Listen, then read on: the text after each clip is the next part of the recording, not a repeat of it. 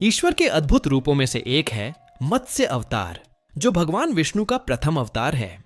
यह कथा न सिर्फ मनुष्यत्व की रक्षा की कहानी है, बल्कि इसके पीछे गहरा संदेश भी छिपा है। दुस्साहसिक समुद्र की लहरों में लिपटी यह कहानी हमें सिखाती है कि कैसे ईश्वर संकट के समय अपने भक्तों की सहायता करते हैं।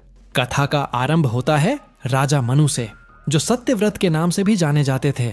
एक दिन जब वह गंगा में स्नान कर रहे थे, एक सुनहरी मछली उनकी हथेली पर आकर प्रार्थना करने लगी। मछली ने कहा, महाराज, बड़ी मछलियां मुझे खा जाएंगी, कृपया मेरी रक्षा करें। मनु ने मछली की बात सुनकर उसे अपनी सुरक्षा में ले लिया और क्रमशः उसे बड़े जलपात्रों में रखना शुरू किया। जैसे जैसे समय बीता, वह मछली अत्यधिक बड़ी होती गई। अंततः जब मनु ने उसे समुद्र में छोड़ा तो वह इतनी विशाल हो गई कि उसने समस्त जल को भर दिया। तभी भगवान विष्णु का दिव्य रूप प्रकट हुआ। उन्होंने मनु से कहा, 7 दिनों बाद प्रलय आने वाली है, तुम एक विशाल नाव तैयार करो और सभी प्राणियों के बीजों को सुरक्षित रखो।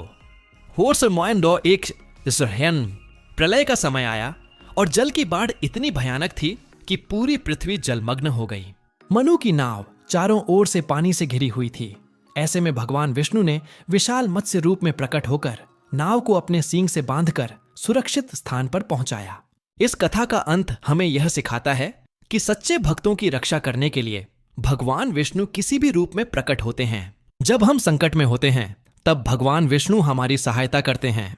इसलिए हमेशा हमें भगवान की भक्ति में अडिग रहना चाहिए। जब भी हम मुसीबत में होते हैं, यह सोचकर आगे बढ़ना चाहिए कि हमारी रक्षा करने वाला कोई है। अगर आपको यह कहानी पसंद आई तो कृपया लाइक और शेयर करें। अगले एपिसोड में हम कूर्म अवतार की कथा सुनेंगे।